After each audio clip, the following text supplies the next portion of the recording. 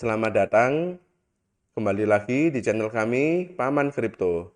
Hari ini bersama saya Felix, saya akan sedikit menjelaskan tentang apa itu Cardano. Cardano adalah salah satu blockchain terbesar yang menggunakan sistem proof of stake.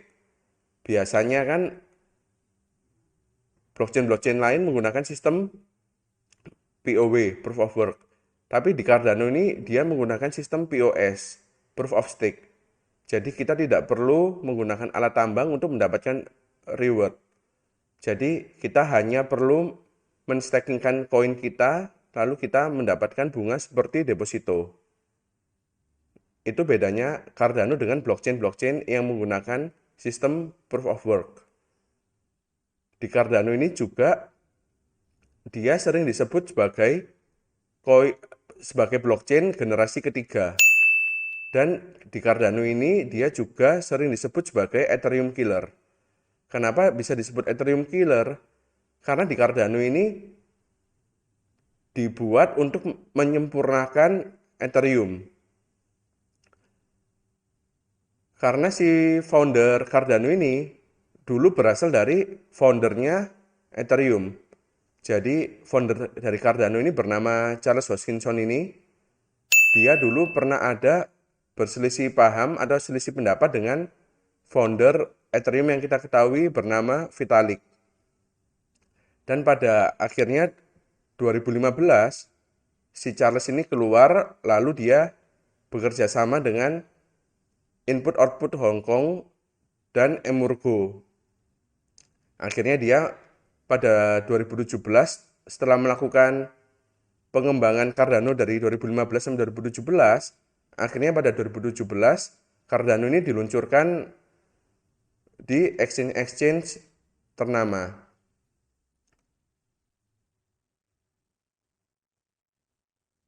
Dan di Cardano ini dia juga memiliki roadmap yang sangat bagus. Yang pertama, saya jelaskan sedikit tentang Byron. Byron itu bergerak di bidang fondasi dari Cardano yang paling awal. Jadi di masa Byron ini kita bisa menstakingkan koin kita melalui Cardano Foundation. Lalu Cardano Foundation yang mengaturnya. Lalu setelah itu ada masa Shelley. Shelley itu desentralisasi. Jadi setelah ada masa Shelley, kita bisa menstakingkan koin kita langsung pada SPO-SPO yang sudah ada. SPO itu adalah stake pool operator. Lalu ada lagi di masa Goguen. Masa Goguen itu adalah masanya smart contract. Jadi di sana kita sudah bisa jual beli NFT dengan menggunakan sistem smart contract. Jadi tanpa melalui pihak tertentu. Jadi semuanya sudah bisa langsung otomatis. Dan di masa Goguen ini juga ada Mary Hard Fork. Mary Hard Fork itu kita di sana bisa membuat token-token lain yang dibawanya Cardano. Bisa membuat DEX atau NFT seperti itu. Lalu ada masa BASO atau scaling yang di masa sekarang ini lagi masanya scaling. Apa itu scaling? Jadi di Cardano ini semakin besar transaksi yang ada dan semakin banyak SPO, itu kecepatan transaksinya semakin cepat.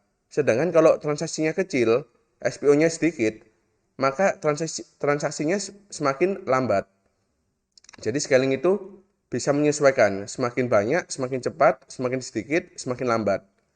Dan yang terakhir, ada masa namanya masa Voltaire. Itu bergerak di bidang governance. Tapi itu tidak kita bahas pada video hari ini karena masih terlalu jauh. Karena masa yang sekarang ini masih di tahap BASO yang scaling.